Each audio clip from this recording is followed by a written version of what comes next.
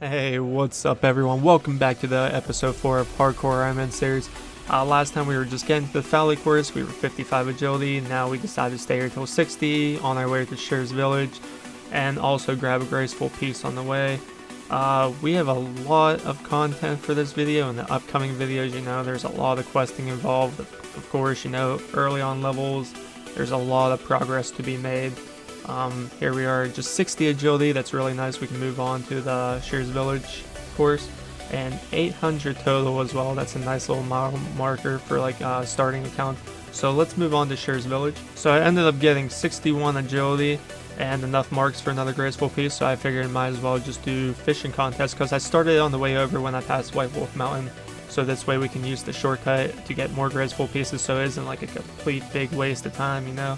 So that's why I just did it, skipping agility courses when I could or when I thought it was right, and I think I'd rather just go for experience right now, you know, with a couple graceful pieces. So let's finish this quest. Finishing up fishing contest, you know, it would have been nice XP if I was a low fishing level, but you know, what can we do? We can at least use the shortcut now. That's what we want. Oh, you guys know what's coming. We're about to hit 62 agility.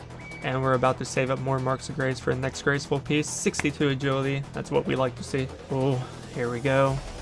67 agility. I made some progress. So obviously the next time you'll see us is probably when we're 70 agility. Here we are, finally about to complete this course. Next time we'll be here is when we're going for 70 to 80 agility, and hopefully that's not for a while. And there we are, 70 agility, finally done with this course. We can go to finally do other things now, like more questing, since we actually have run energy now. And what more fun of a thing to do than go start rune crafting right after agility. So as you can see here, I almost got wasted here. I was at 5 hit points. I was within KO range. I don't know why. I wasn't really paying attention at the time, and I know I wasn't. So my heart dropped a little when I looked. I was like, oh no, one hit. I would have been wasted. I would have been done. But we're here collecting talismans so we can start rune crafting, so we can get the cosmic runes to enchant things, since we don't get lucky on drops. These things are 1 in 20 drop rate on here, and we finally got the earth talisman. So now we're going to see how long it actually takes to get the fire talisman, and hopefully it's not that long.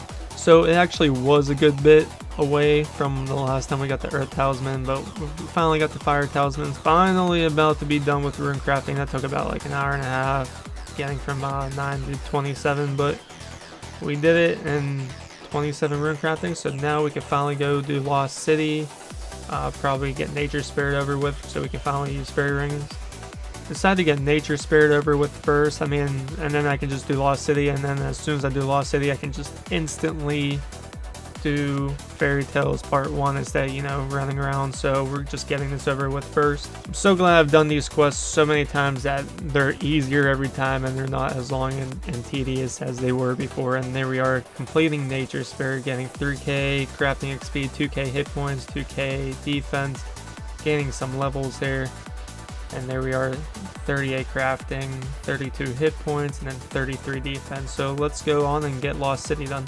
Starting Lost City, I know this is like about 5 to 10 minute quest, easy. And we're just about to go knock this out really quick, start fairy tales, all that fun stuff. Let's go find the leprechaun in a tree real quick. And best part is I remember which tree it was. I just randomly picked.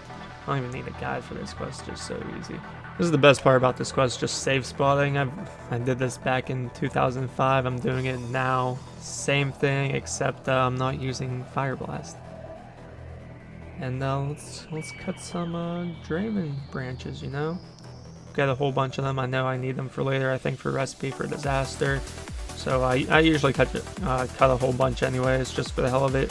Just habits, even though I'm only supposed to live once on this account, just other habits. So I fucked up, didn't bring my law rune, and there wasn't a way out.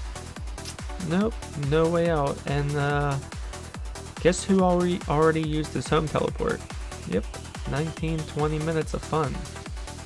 So I'm just gonna log out and go get something to eat, and that's what I did. I'm so bad when it comes to actually getting that important stuff that I need, but yeah, I just got here, quest complete, finally got home tele. Before I start the quest, I decided to, you know, rune craft some cosmics, and if anyone can tell, I didn't bring my talisman with me, but Hey, sometimes you forget. Sometimes you get too excited about what you're doing and then you just go back and you're like, how the did I forget that? I had to make a trip to Valley real quick, and as you can tell, this is what I do. I just stock up on supplies for later because I know I'm gonna need it for like certain quests like Ghost of Holy Dive and Goblin Diplomacy.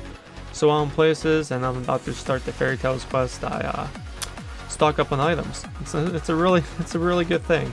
All right, hoping this quest isn't too much of a hassle. So you know, checking out the Fairy Queen, what's wrong with her, all that stuff, and let's get further along with this. So getting my 3 items, I looked at it and I was extremely happy. What can I say? Because all I needed was edible seaweed, unopened oyster, and a piece of charcoal.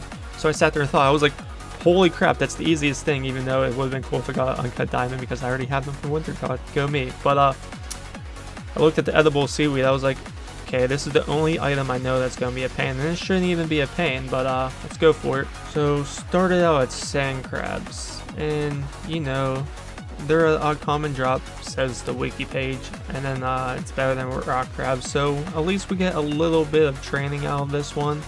And as you can see, they have a common drop of seaweed, and I get really excited. I'm like, nope.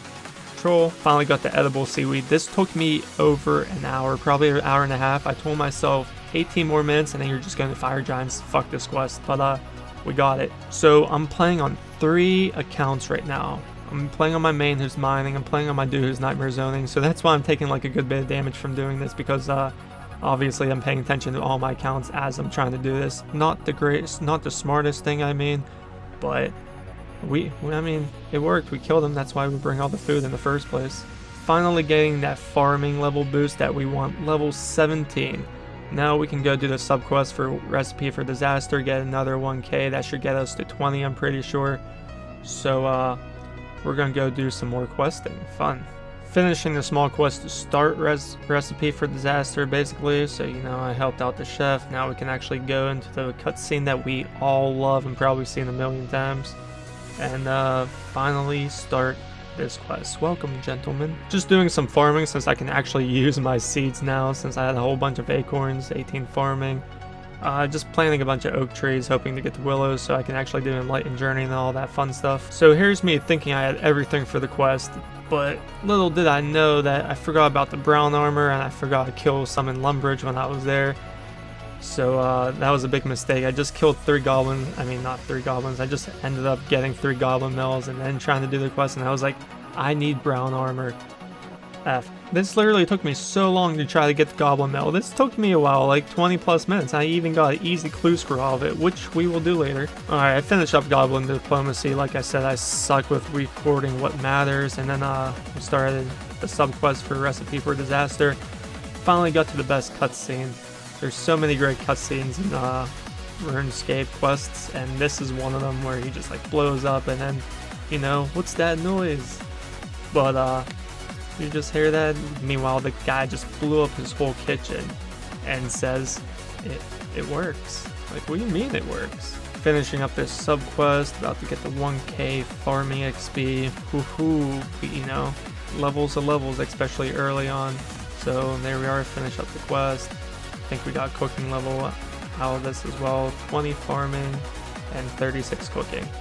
So let's move on. Decided to do Monk's Friend really quick just because I needed the 8 laws.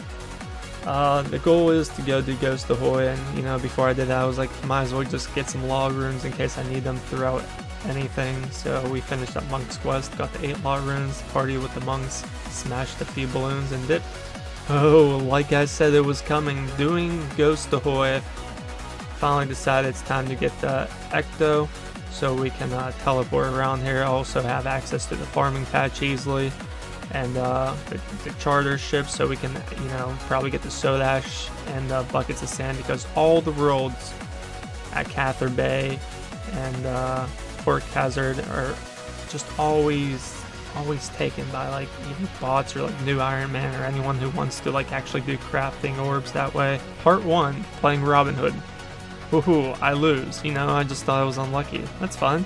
Part 2, I just have to win one more. Unlucky, right? Part 3, hey, what do you know? I lose again. Dude, this dude does not go down. I've lost so many games in a row just because I draw the damn death rune. But finally, I lose again. This is actually my favorite part of this quest because you put a bed sheet on and then you're considered a ghost. But you know, now we're just going back and forth between the two villagers trying to get signatures. Finally completing Ghost Ahoy, another quest off the quest list, and we can move on. We finally have Ecto. We got 32 prayer off that. We decided to take our luck to Fire Giants. We gained about 8 magic levels here the night before. I think we were here for 2 hours, and then the next day we did this for 10 minutes and we got the Rune Skimmy. And I wasn't so worried about going dry because, you know, I need the magic levels anyways, and on my last Iron Man account, I actually did it from like level 20 something to 59 magic, and I ended up with 7 Rune Skimmies. So I was like, I'm gonna get it eventually, I'm not worried, I'll probably get it really soon, and that's what happened. So good for me. Still planting my trees, got 24 farming, gotta keep it up. We need those willow branches, we need to have farming for light and journey and Fally mediums. So gotta keep up the farming work. Here we are doing the Blue Dragon Challenge. We've seen people die from these before, if you know what I mean, but hopefully that's not me. So yeah, we're just gonna end episode 4 here.